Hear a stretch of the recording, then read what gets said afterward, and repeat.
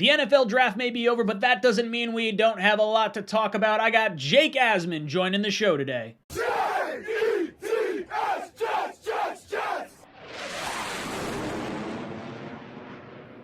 Welcome to Jets Talk. My name's Ryan. I'll be your pilot. If you're new here, hit that subscribe button. If you've been here before, welcome back. I love having you here. Boys and girls, I go live every Tuesday for my Talking Jets panel. Myself, O'Leary, and Green Bean from 8 o'clock to 10 o'clock. So ask us all your Jet-related questions. But let's move on to our topic of the day, and that is our breakdown with one Jake Asman. So without further ado, I bring in our special guest, Jake Asman. Jake, how you doing? Man, Ryan, it's an honor to be on with you. I love the show. I watch the show all the time, so to be a guest on the show, it's an honor, man. Thanks for having me. Dude, thank you so much for coming on. I love hearing your takes on everything. Guys, if you're not subscribed to Jake, what are you doing? Check out the description down below. We'll have all Jake's links down there. But Jake, I want to talk a little bit about the New York Jets draft. For all those that have been sleeping under a rock, the New York Jets crushed it. I'm going to pull up some of our picks right here. Sauce Gardner, number 4, going down to Garrett Wilson. Jermaine Johnson rounding out the first round. I want to hear your thoughts. What was going through your mind as the night kind of progressed, starting with pick number 4? Yeah, it's so interesting, right? Because now, in hindsight, looking back, I mean, I can't say enough great things about the draft and, in particular, what they did in the first round. But I'm not going to lie. You know, I did a video on my channel reacting to each pick in real time. And when they picked Sauce, it's not that I didn't like the pick. I just was confused. All right, well, you got the corner. Great. Is that a luxury pick, though? What are they going to do to get the edge rusher or a receiver? Because it felt like now at 10, do you take Jermaine Johnson or do you take Garrett Wilson? Well, we all know how it played out, getting both them. But in real time, I was like, all right, I love Sauce as a player. He was my number 1 corner. But did that make sense? But then, as we kept going, you see what they did with Garrett Wilson at 10. Jermaine Johnson somehow was there at 26, and they make the move to trade up, and you're thinking, all right, it's got to be for Jermaine. It's got to be for Jermaine, and they pull it off. You know, now you come away from the first round absolute giddy, with what they did. So I love it, man. You know, it kind of started off with like that feeling of, all right, you got Sauce, but what now? And the fact that they came away with Wilson and Jermaine, it just capped off an unbelievable first round. And then you get to the second round with Breece Hall, arguably the number 1 running back, Ruckert, who I think is going to be an impactful player at some point in the near future in that tight end room for this team. And then, you know, even the Mitchell and Clemons pick, I'm a fan of. I thought Joe Douglas crushed it, so it's a great time to be a Jet fan right now, and that's not something we've been able to say all too often.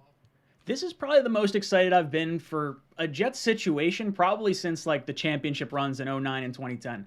Like, this was, like, the first weekend I came away, I turned on sports radio, and I was like, wow, this is actually happening. The beat is talking glowingly about the New York Jets. This is something that, like, does not happen. And I agree. When Sauce Gardner was picked, I was really excited because I thought, okay, we got enough depth at edge rusher to go to number 10 to get that edge rusher there. But then when we went Garrett Wilson, that's when I was like, oh, man, I like the pick. I like the player. I was almost like the opposite of where you were at the Sauce pick. And I was like, man, what are we going to do for edge? There's no way Jermaine Johnson's going to fall.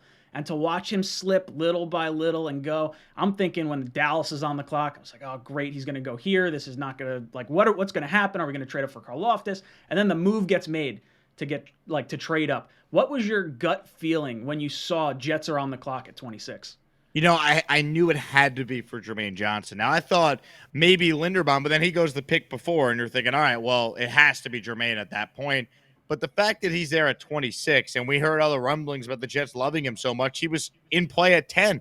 Some thought he was in play at 4. I don't know if I bought that, but he was certainly in play at number 10. I just knew it had to be for Double J. So I can't believe they got him, and I'm thrilled they got him because he is the perfect fit in Salah's defense. You put him opposite Carl Lawson, and let's hope we could say that for the first time since John Abraham, the Jets now have 2 pass rushers that can rush the quarterback on the edge. So I'm thrilled, and I couldn't be more excited. The Jets almost had a 4th first-round pick. Everyone that was paying attention, you heard them talk about Breece Hall possibly. The Jets moving back into the first round, couldn't get it done. They wound up trading up with the Giants, of all people, to get him. What were your thoughts on the trade-up to get Breece Hall? I knew it was for Brees because I knew the Texans were going to take Brees at 37. I had that on pretty good authority from people I trust down here in Houston. So, we were live on our Houston radio show breaking that down, and man, my co-host, who's a huge Texans fan, was not thrilled that I was giddy that the Jets leapfrogged the Texans to get Brees. I didn't think they'd do it, Ryan. I'm glad they did, though. That to me is maybe my favorite pick because of what it symbolizes, right? They already had a really good running back in Michael Carter. I think Tevin Coleman proved he could be a solid too. He still has enough left in the tank to help this team. But to get Brees Hall, to be aggressive, to get that guy, that could be the bell cow, that could be the perfect complement now to Michael Carter and Tevin Coleman, to be able to help Zach Wilson take some pressure off him by running the football and setting up play action. I just love everything that move represents. And Brees is a beast, man. He's a high character guy that's going to come in right away. And I'm telling you, if you told me he wins Rookie of the Year next year, I'm not going to be shocked. I think that's the type of impact he could potentially have in LaFleur's offense from the jump.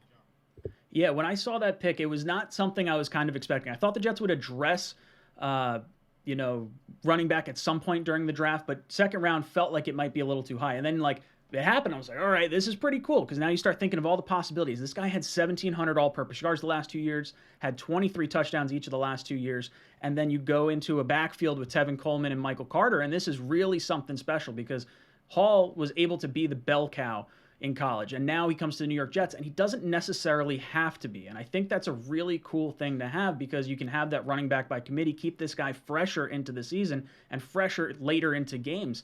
And just like you said, what this means for the offense, we're going to be able to get some favorable downs and distances with, we'll get second and 4, second and 3, those types of situations where now you can really utilize those tight ends and that play action that we wanted to use so much at the beginning part of last season. But we just didn't have the horses in the stable there.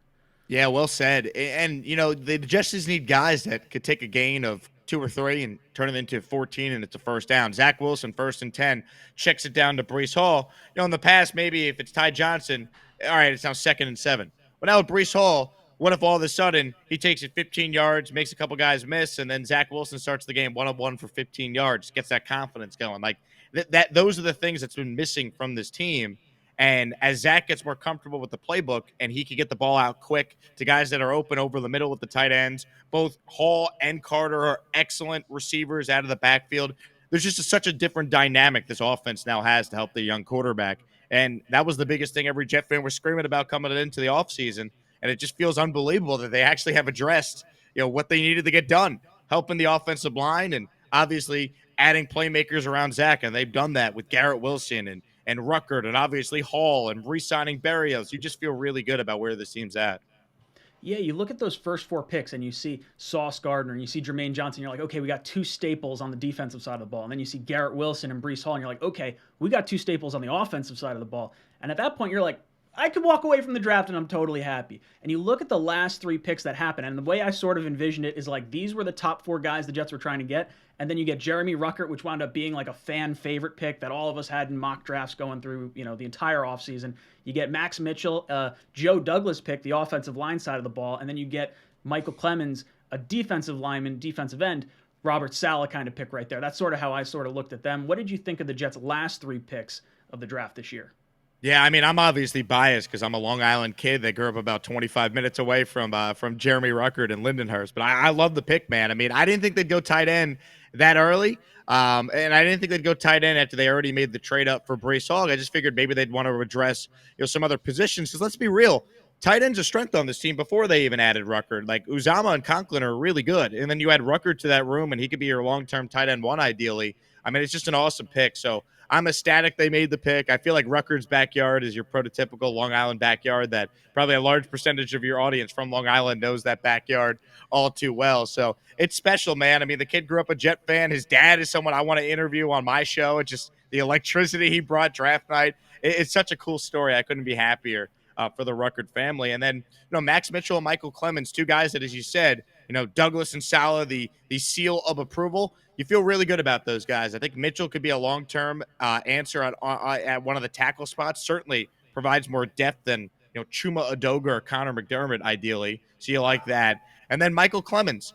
Michael Clemons is a guy that probably should have been drafted a lot higher if he didn't have 2 arrests in his college career. Nothing that crazy what he did, and the Jets believe in his character. And I encourage any Jet fan to watch some of the interviews he's done since he's been drafted. The guy is fun. He's going to bring that nasty. Seems like a good dude. And I have guys that covered Texas A&M that are very high on Michael Clemons. So I think that guy could be maybe a surprise that a lot of Jet fans don't realize.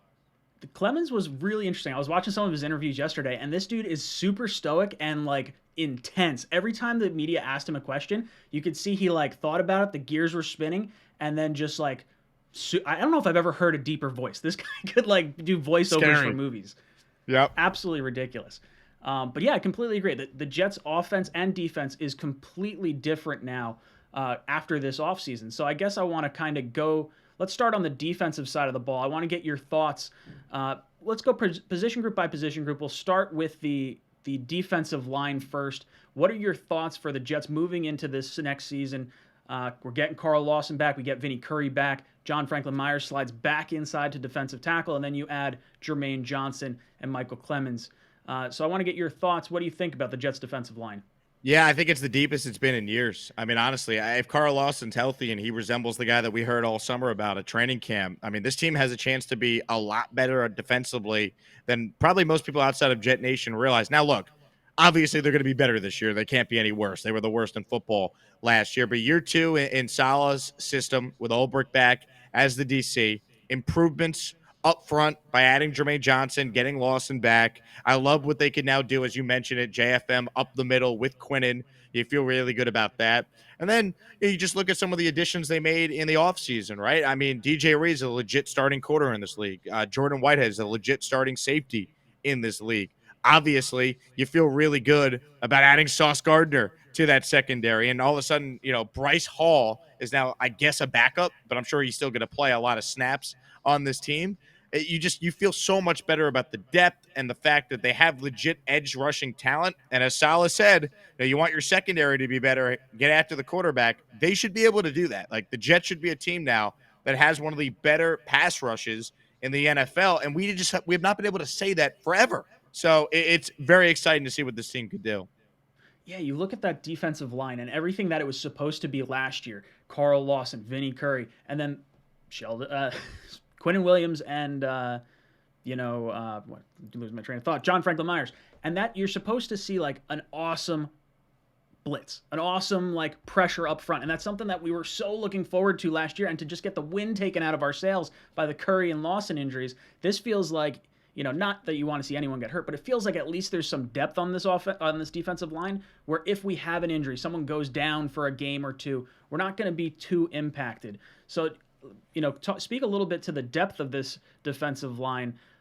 Is there someone, deeper on the line, maybe like a Sheldon Rankins or Solomon Thomas, someone like that you like, that you might be keeping your eye on?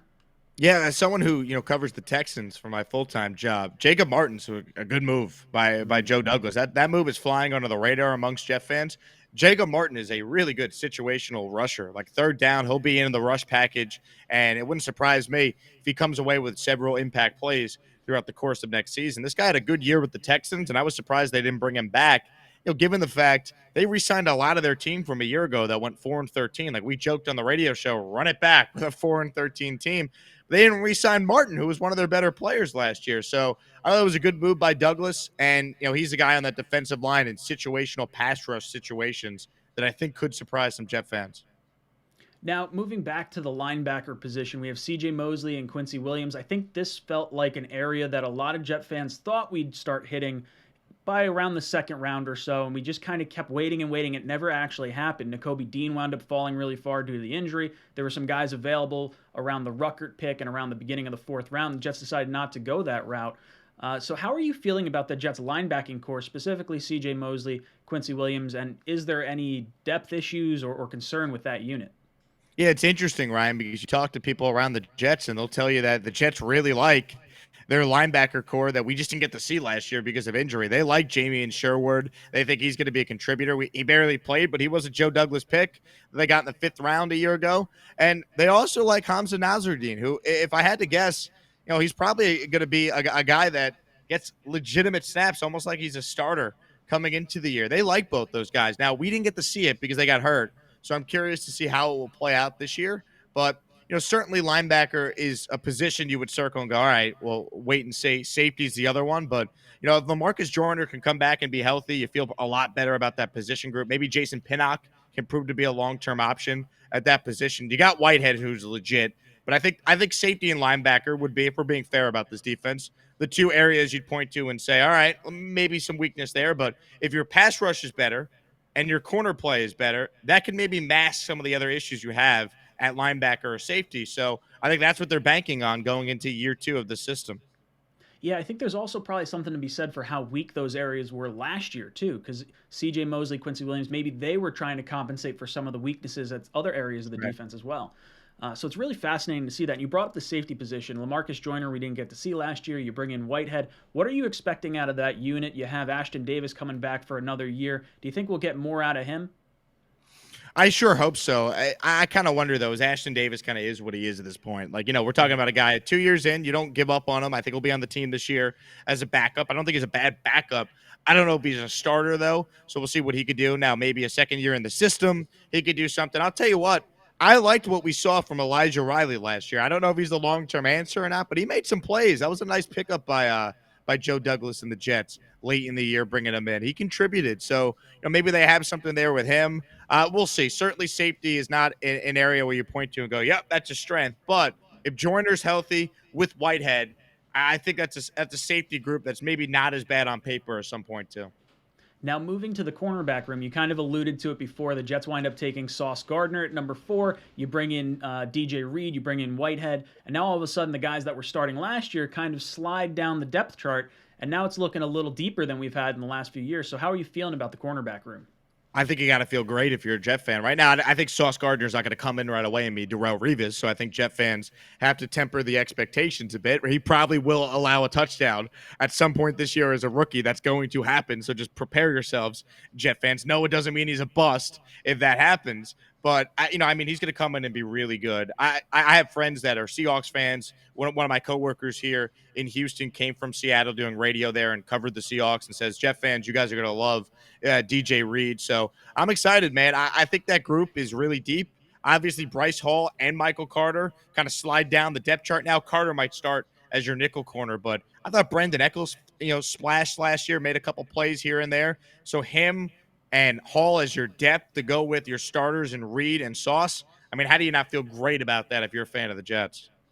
Now, switching gears, I want to talk about the offensive side of the ball. And this is really exciting for Jet fans because this looks like an entirely new team from, I'll say, 2 years ago. I mean, last year we sort of started to see some of that depth coming in, but this year really, really feels good. Let's start up front with the offensive line. We had Laken Tomlinson. How are you feeling about the offensive line overall? Feel great about it. I really do. Now, obviously, I'm higher on Mekhi Becton than probably most, but if Becton comes in shape, ready to go, like the reports are that he's doing, how could you not feel really good about this offensive line? On paper, it's the best offensive line they've had since 2010. Honestly, look at the possibilities of Fant as your left tackle, Laken Tomlinson as your left guard, McGovern, who graded out as a league average center a year ago. Okay, not perfect, but you could live with that. And then right guard, I think AVT is going to be a future All-Pro. I think he's a Pro Bowler this year. And I really think if Mekhi Becton's healthy, he's going to remind everyone why we liked him so much. He was good as a rookie. People seem to compare Becton to Mims, and it's not fair. All right, Mekhi Becton played way better as a rookie than anything we saw from any of the other players in that 2020 draft class. And I think people are so quick just to dismiss the guy. So you put Becton back on that O-line. I feel good about where they're at up front. I think it's a deep team. Max Mitchell could come in and compete, and be that swing tackle. Is it a perfect offensive line? No. Do I think it has a chance to be better than probably a lot of people realize? Yeah, because you look at what they did last year in the second half, Ryan. It was a better offensive line. Once they learned the system, and really once they replaced GVR with LDT, that was a great move by Douglas. This line protected Zach Wilson. They ran the ball a lot better, and they were competitive down the stretch. So I think this offensive line has a chance to be a strength of the team. Now, with George Fant going into the final year of his contract, we've heard they've started talking about a contract extension. Are you concerned we may not get it done? And what do you think possibly happens with that tackle position? Yeah, I would like to see them get it done. If it doesn't get done, though, I don't think it means he's definitely gone. I think Fant will start at left tackle. Becton will be the right tackle. And let's go. I mean, Mekhi Becton's a competitor. he should come in with a chip on his shoulder, ready to prove everyone wrong that doubts him. So, the best thing for an athlete is competition. The best thing for an athlete is for those to say that so and so can't do it. That should motivate Makai. He should come in ready to go. And the Jets should have two bookend tackles for years to come, ideally. Yeah, when I look at this roster, I'm trying to think of guys that could be hitting free agency next year. I think Fant sort of seems like a prime candidate for the franchise tag next year if they can't seem to get something done. But I do think you're right. I think this offensive line and the fire that's going to be lit under Makai's butt is going to be awesome to watch. This guy was ragdolling people all during his rookie year. It was a shame we didn't get to see him last year. Now, when we slide, I guess we'll slide out a little bit. We'll talk about the tight ends. We had virtually no depth there the last few years. When's the last time the Jets had like a legit starting tight end? We now have Uzama, Conklin, and Ruckert. To speak a little bit to that, how are you feeling about the tight end room? And probably Dustin Keller's the last time they had a legit pass catching tight end. And unfortunately, Keller got hurt and he didn't have as long of a career as the Jets as he probably should have. Look, the tight end room is maybe the biggest strength on the team. You could argue it. It could be corner, it could be tight end.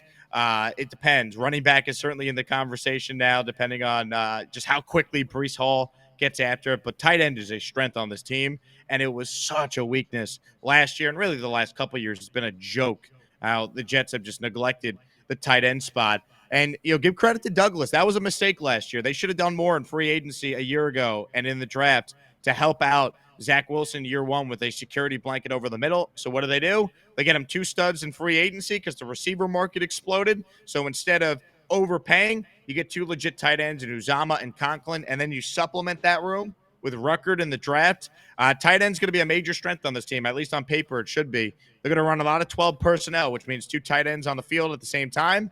Someone gets hurt, all of a sudden you're bringing in Ruckert. You feel great about the depth of that position.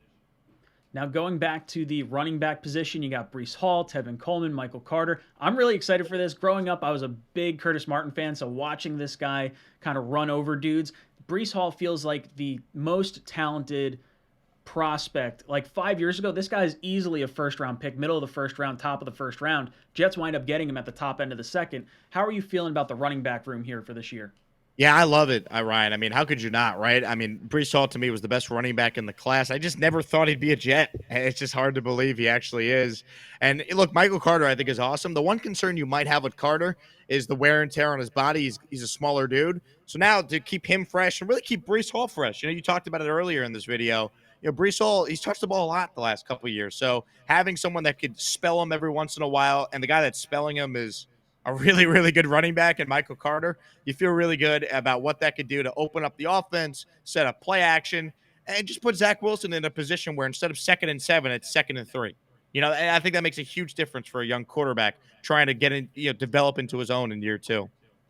Now, when we start looking at the wide receiver aspect, we brought in Corey Davis. You bring in Keelan Cole last year. Didn't bring him back after the season. You have Elijah Moore, second year. Denzel Mims going into his third year. You bring back a fan favorite in Braxton Berrios, and then you add Garrett Wilson as well. Speak a little bit to the wide receiver room. What are you expecting from these guys, and how are you feeling about it? I love Garrett Wilson. He's my wide receiver one. So the fact that they got him, I mean, how could I not commend the Jets for doing exactly that? The thing I love about Wilson, though, the guy could play inside and he could play on the outside. The position versatility they have at the receiver position, I think, is really exciting for a guy like Mike LaFleur to be able to mix and match and be creative. Elijah Moore could play inside. He could play outside. Braxton Berrios could play inside. He could play outside. Corey Davis is your big 6'3" possession receiver. Line him up on the outside. He can make things happen, as we saw last year before he got hurt. And then you obviously, look at Elijah Moore taking that step in year two. And if they get anything from Denzel Mims, you feel like it's a bonus. But, 1 through 4, I'll say, Moore, Davis, Wilson, Berrios, that's about as strong of a 1 through 4 as the Jets have had in a long time. You feel really good about that. And then, obviously, rookies sometimes take some time to really get acclimated to the NFL. Like, as good as Elijah Moore was last year, it took him about midway through the year to get going. Well, now you have other guys we alluded to that can maybe pick up the slack early on to allow Garrett Wilson to develop. I love the move, and I can't wait to see how it plays out. Now we got one more position to talk about. That is the all-important quarterback position. How you feeling about our boy Zach Wilson? I feel good about Zach, man. I really do. Look, Zach Wilson was not perfect last year. We all understand he's got to play a lot better going from year one to year two. But Zach Wilson's quarterbacking the Jets in the biggest media market in the world on a team that did not have enough talent around him. And statistically, you could look it up. He played the toughest defensive schedule out of any rookie quarterback last year. He held his own. He never made excuses. He sat for a couple of games when he got hurt. He came back. He cleaned up the turnover issue. He managed the game. They won some games down the stretch. And he did a really nice job getting better week over week. That's all we want to see. And then what has he done this offseason? He's flying out on his own dime to go meet up with receivers and throw with them. He's beefing up in the weight room. He's putting in that work. If you're a Jet fan, Zach Wilson's doing everything possible to take that step from year one to year two. You never question the guy's work ethic or his love of football. And now they got real talent around him. And, Robert Saleh said it the night they drafted him. This organization is going to lift you, not the other way around. Don't think you got to lift everyone. And maybe one day Zach Wilson could be like Tom Brady and lift everyone. We're not there yet. All right. He's 22 years old and he's in his second year, and they should be able to help him by giving him tight ends. Check. Giving him running backs. Check. Improving the protection. Check. Giving him continuity with the offensive coordinator coming back in Mike LaFleur. So you feel really good about the pieces around Zach, and now it's on Zach to take that step, and I think he will. Yeah, you look at everything that's going on around Zach, and you look at all the stuff that could really wind up happening. He really grew week over week last year. You saw the situation where he wound up throwing the ball at the line or at the running back's back. It bounces off. You get an interception. Then I like was 2 at that weeks game. later, oh dude, like 2 weeks later, you see it, and you have the same exact situation where he's running towards the offensive line, and he pulls it, and he's like, nope, gonna run it. And I think he wound up getting a sack or something along those lines, but it wasn't a turnover, so it wasn't as bad. Then you see him starting to rush to the line of scrimmage, catch 12 men on the field. You catch guys using the hard count, getting those guys to jump off sides. Those are those little intricacies that you want to see a young quarterback start to make, and you really started seeing it happen even while all his offensive weapons were being pulled from him due to injury. So it's really fascinating to see. And when I'm looking at Zach Wilson and you look at this AFC, the AFC is loaded, and it did not get any less so with the additions of Deshaun Watson and Russell Wilson up in Denver. So when I'm looking at quarterbacks that I might want the Jets to have, or to have in this AFC, it's not Mac Jones. Mac Jones had the best rookie season of the 5 rookies last year, but I look at Zach Wilson and I see the upside. That's the type of caliber quarterback that has the upside to compete in the AFC. Now, can you speak a little bit to your thoughts on the competition level in the AFC and Zach Wilson maybe moving forward? Yeah, and I think you nailed it, Ryan. Like, Zach Wilson has a higher ceiling than Mac Jones. Like, I don't think that's a hot take. Like, Zach Wilson could just do things as a quarterback, throwing the football athletically, that Mac Jones can't. That, I covered the Texans, and Davis Mills played well down the stretch.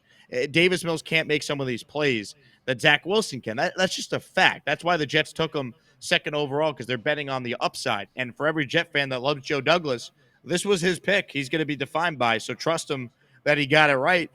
Zach Wilson, to me, obviously has special traits. And when I think that should excite Jet fans, we saw him play within the structure of the offense really the last 5 or 6 games last year. He took what the defense was giving him, Mike White style. But the difference between Zach Wilson and Mike White is Zach Wilson can make those boom throws. He can escape the pocket with his legs. And we saw Zach use his legs to pick up first downs and move the chains a lot more. Once he got comfortable with the playbook, which I think really started to happen post-injury, he didn't play great against the Texans. And then from that point on, he got better each game down the stretch. You saw something with this kid. So I'm very encouraged. And if you look at Zach Wilson's playing career at BYU, each year he got significantly better. So hopefully that trend continues now as he enters his second year in the NFL. Now, aside from the players on the field, we get to see Robert Saleh going into year 2. How confident are you in his coaching style, and what do you expect out of the coaching staff as a whole moving forward? I would say I'm very encouraged by the offensive side of the ball, coaching-wise. I give credit to Saleh, the team. I don't think ever quit on him last year, kind of held it together. Seems like a player's coach. This is a big year for him, though. I mean, we all love Robert Saleh screaming sauce on the phone and the draft calls, but this team's got to win some games, man. So I'm encouraged by Robert Saleh. I think he's a great dude. He's a likable guy. I want to root for him, believe me. But this is a big year for Robert Saleh. Let's be fair. It's a big year for Zach Wilson as well. This team can't be picking top 5 in the NFL draft, this time next year. Like, this team's got to win some games. They got to be playing, as the GM said, meaningful games into the month of December. This team's got to win at least 7 or 8 games. That's how I look at it. And, that's what Robert Saleh is going to be defined by. Yeah, I think there's a little bit of hope on the defensive side as well. When I look at, Robert Saleh and Olbrich, those are the guys that really grind their teeth on the defensive side, and we just didn't have the horses in the stable. You didn't have the safeties, you didn't have the edge rushers, you didn't have, a lot of health across the board at the Right. quarterback room or anything like that. You played a bunch of young guys in the defensive backfield. I think Jet fans really need to sort of sit back and just watch everything that's going to happen, because you're going to see the pass rush. You're going to see the competent cornerback play. You're going to see a lot more out of this defense, I think, than what you got last year, even with the harder schedule this year. Yeah, I totally agree. And the schedule's tough, but you know what? That's not an excuse to not win some games in your own division, right? Like, this team needs to find a way to at least win 2 division games. Beat New England, beat Miami. Can you find a way to split with the Bills somehow? You played them tight in one of your matchups with them, the last game of the year, where you really had no business being in that game, but you found a way to compete. This team has to win more games. They just do. And you look at the schedule, they're going to have to win games in the AFC East. Last year, they beat Cincinnati and Tennessee. No one saw that coming. Find 2 wins that you're not supposed to win and beat the Lions on your schedule, beat the Bears on your schedule, beat the Jaguars on your schedule. Find a way to double your win total from 4 to 8 and play meaningful games into the month of December. So I want to hear from you. What would you deem a successful 2022 campaign for the New York Jets? And can you give me a record prediction for where you think the Jets might be at the end of the season? Ooh, it kind of goes back to what I was just saying. They got to win at least 7 games, and the quarterback's got to be trending with the arrow pointed up by the end of the year. Now, if you say, well, Zach Wilson plays really well and they somehow only won 6 games because of the schedule, all right, well, we'll see how that plays out. I want to come away from year 2 because let's be real. They're in the AFC, all right? There are loaded quarterbacks in that conference. If Zach's not the guy or you don't feel like he's the guy, you're an attractive destination for the next disgruntled quarterback that wants out. Like, you're the Browns from this past year where they were attractive for Deshaun Watson. So I'm not saying you give up on Zach, but I'm just saying, like, these are the conversations you have given the conference you're playing in. So I want to see this team playing meaningful games in December, win 7 or 8 games, and the arrow about our young quarterback is pointed in the up direction. Yeah, it's something I've been saying for a while. The only thing I want for this season, I don't care about wins. I just want to see us in the hunt. That little icon on the bottom of the screen when we get into December. I just want to see the Jet logo. We haven't seen it in years and years and years. That's all I want to see towards the end of the year. Jake, I want to thank you so much for coming on. Let everyone know where they can find you and what you got going on.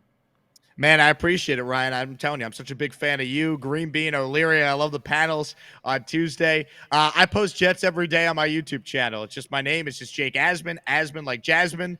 And you'll find interviews. You'll find live reaction shows. Usually we take a big topic, we break it down, and then we open it up for Q&A. Got some special guests set to join. Ryan, you'll have to come back on the show. We got Fireman Ed joining us on the show this week. So it should be a ton of fun, man. Just because the draft is over doesn't mean there's still not a lot happening with the New York Jets. Jake, thank you so much for coming on. If you have not subscribed to Jake, like I said, down below in the description are all his links. Let me know your thoughts of everything we discussed down below in the comment section. And as always, go Jets.